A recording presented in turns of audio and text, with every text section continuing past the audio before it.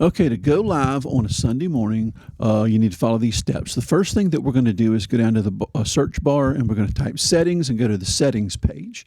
On the settings page, you need to go to network and internet. We're going to pull that up and we're going to be looking for the Netgear 09 Mevo or 5G Mevo network or something like that. So you're going to go to Wi-Fi and you're going to go to show available networks. Make sure that you're on this network. If it's not connected, connect to that network. It might say that it has no internet connectivity, but that's not true. That network doesn't have internet connectivity, but the laptop has internet connectivity through its Ethernet port that is wired by fiber up to the CenturyLink device. So as soon as this connects, then we can open up the Mevo webcam app, which is the icon at the top left. It looks like it says Mevo Wireless. It's just below the Microsoft Edge icon.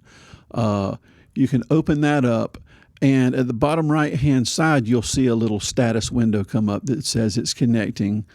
And then you'll see the caret in the toolbar at the bottom, caret going up.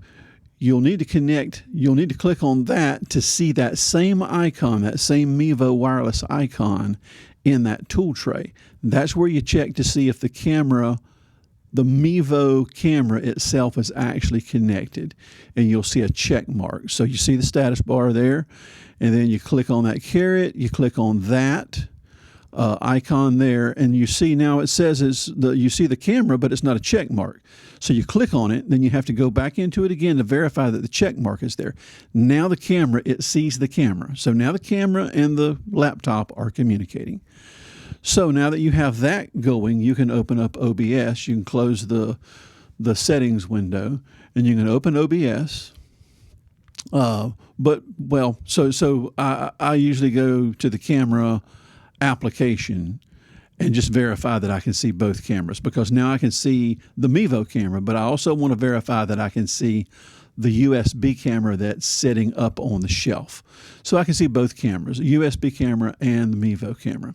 So at that point, I can close that, open OBS, and now that OBS is opening up, it should come up with one of the two cameras, either the PTZ camera, which is down at the bottom, or on the left-hand side, or the Mevo camera, which is the top three slides. So you got scenes over on the left-hand side.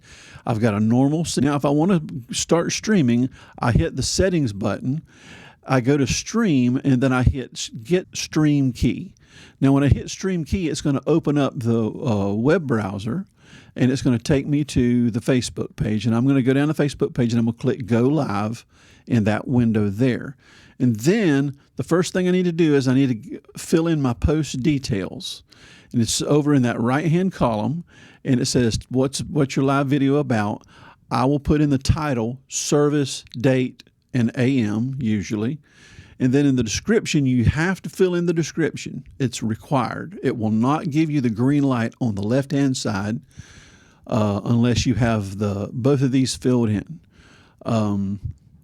But I usually put AM or PM, which we don't have PM, but AM. And then I'll either do like service AM or the date AM or something like that. And I'll hit save, and you'll see when I do that, over on the left-hand side, you're going to get a green dot with a check mark where it says complete post details. Now my connected video source is not there, so I got to copy my stream key, which, as I did right there, I copied it in the middle of the screen, and I'm going to double click here, Control V, which will paste it, or I can right click and paste the new key in there. And then I'm going to go to the bottom and I'm going to apply and OK. Now, once that's done, I can start streaming. OBS is ready to go. It's got the cameras. It's got the feed from the lyrics and everything. And it shows at the bottom, you'll see we're about 3.6 kilobits per second, 0 frames. I go back to my Facebook page, and at the bottom left, I hit start streaming because I've got the two green I've got the connected video source. I've got the complete post details. And now you got a green button for go live. And there's your live stream right there. Now, once we've gotten the live stream and that page looks good, then I go back to OBS, verify that I'm still doing good at the bottom with 0 dropped frames, about 36 or 3.6 kilobits per second. And then on the left-hand screen, I can go through my slides. I can choose any one of those things to see, except video. We don't use the video slide yet, but we do use slides. If I want to see full screen slides, that's where I'm going. If I want to see just the regular Mevo camera, that's the main view slides. If I want to see it without the words, sometimes the slide, a slide will fill in that whole box, but words would be with a transparent background, just the words imprinted over the picture. Now, in this particular case, it looks like the PTZ camera has stopped working because people are just standing still.